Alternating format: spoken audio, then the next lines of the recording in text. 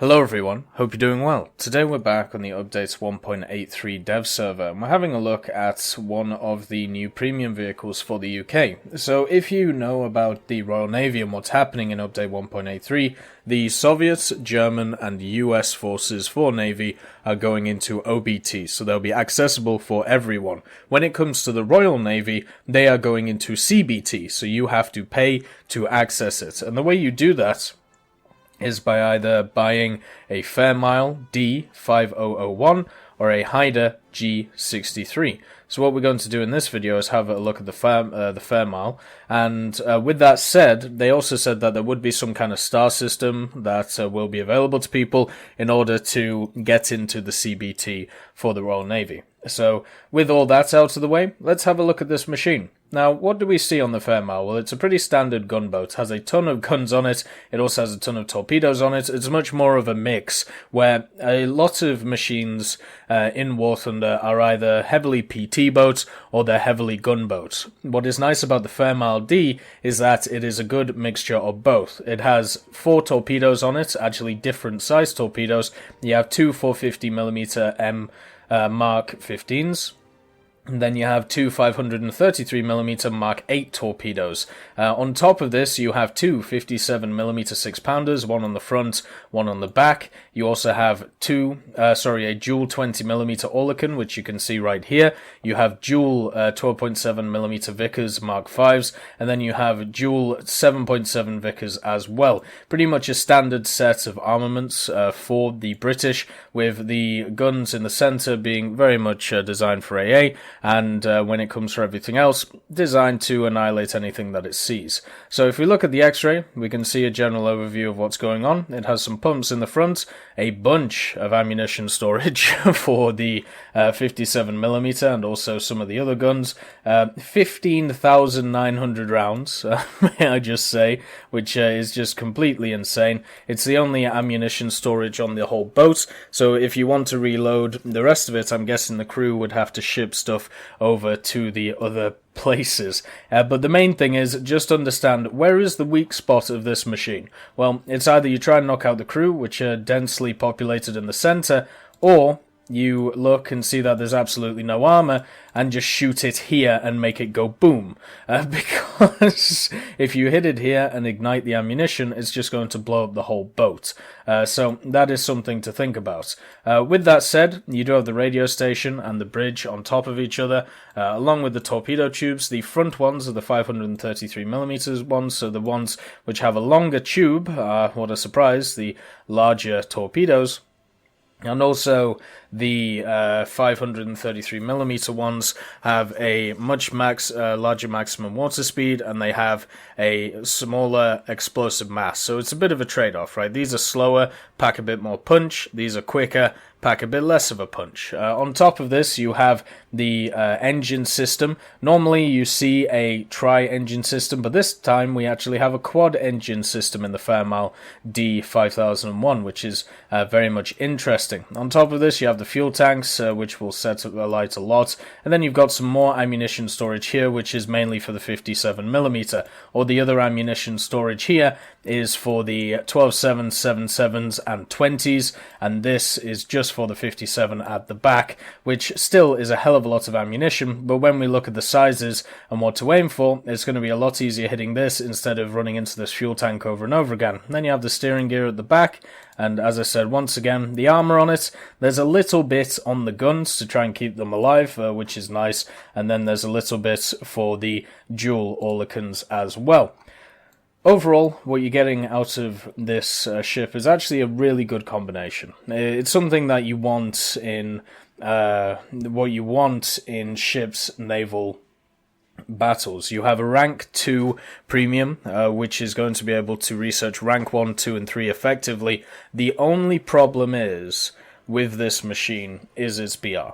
Being a BR of 3.7, what this means is you will, a lot of the time, face destroyers and face things which is designed to kill destroyers. This thing has exactly the same BR as the Clemson. It also has a normal tree comparison, which is the Fairmile D 697. So if you don't want to get access to the Naval CBT and you don't want to buy this thing, at least you have a normal tree, very similar version, we'll say, of the premium. But yeah, the issue with being at 3.7 BR, the tribal class is at 4.3, G-Class 4.0, Clemson at 3.7, you're going to face a lot of destroyers, you're going to face a lot of stuff which is designed to annihilate you. Now, on a lot of the maps, it is set up so you personally won't always be facing the destroyers mano-a-mano, but at least you have the torpedoes to try and deal with them in some aggressive way. And instead of just having to kowtow and run away because your guns aren't good enough, at least you have some ability to be able to deal with them. Now, moving on to the modifications, obviously being a premium, you get all of these for free, so you don't have to worry about unlocking them, but the main things to remember is for the secondary weapons, make sure to equip your depth charges. Sorry about that, you only get 2 of them, but it's still 2 of them. The 57mm only has HE shells, and this is a little bit of a problem. So even though the 57mm 6-pounder is a strong gun, the problem with only having HE shells means that when you come up against anything which has any decent amount of armor, whether it be Soviet, German, or US, the problems you're going to run into are quite large, and it basically means my main guns that I use for killing things cannot now kill the things that are trying to kill me. So you may be in a lot of situations where your 57mm cannot do a decent enough amount of damage before you were absolutely annihilated by APCB, AP, APHE, and even sometimes the new shrapnel shells that some things have. So that is something you do have to take into account while you're using this machine. On top of this, the 20mm guns, you can take HE or AP. I would always say AP is the way to go. And the 12.7 and 7.7, unfortunately, you cannot change. So let's take this into a test sail, because I want to show you the issues that the 57s can have. First of all, what we'll do is we'll just go along and just show you how it goes. So your primary weapons, as you can see, are the 57mm. Let's just stop them from firing. The secondaries are the 20mm Oerlikon, and then the tertiaries are the guns that you see here. So the 12.7s and then the 7.7 Vickers down here. And you've got a wonderful Admiral who looks absolutely very, very happy to be there. So let's go forward. Obviously, when it comes to the torpedoes, it goes top left, then bottom left, top right, bottom right. Just remember that these torpedoes are different. They will have different trajectories in the water. Ones will go slower than the others. Others will pack more damage. It is very crucial that you take this into account. Right, so let's take a shot at that. And as you can see, against a ship which doesn't have a lot of armor on it, then the 57s are just going to tear it up. They're going to absolutely annihilate it. They're going to do a lot of damage. But you ain't going to face S-38s. You are going to face some machines which don't have a lot of armor, but an S-38 is not one of them that you'll face. At 3.7 BR, you're going to be looking more at these things over here, you know, the big-ass destroyers. So if we take a few pot shots at these, then we'll start to run into some of the issues that is the problem with this machine. And that is the fact that once it gets up to it, or once it starts facing the big boys, I think is the way to put it, the 57s that you see on the front of it and on the back of it kind of become a little bit redundant, and therefore you have to switch in order to be useful to the torpedoes, which is completely fine. You know, it's something that everybody has to do. Of course, the 20mm going crazy on the aircraft there, and then also all the other guns. What seems a bit odd to me is I don't know how these 7.7s work, whether they have a really limited arc of fire, but I haven't actually seen any firing yet. They just seem to just kind of sit about, and I'm wondering if that is an issue with the 7.7s. To me, they don't actually look like they're connected to anything.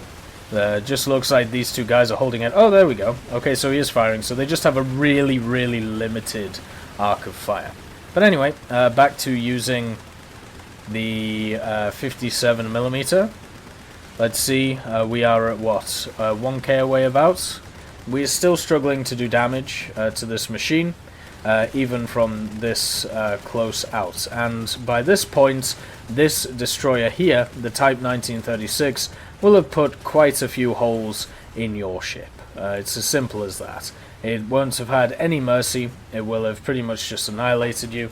And if you want to exacerbate this, what you do is you make both 57s shoot at the Type 1936. And just understand, this is not a scenario that's never going to happen.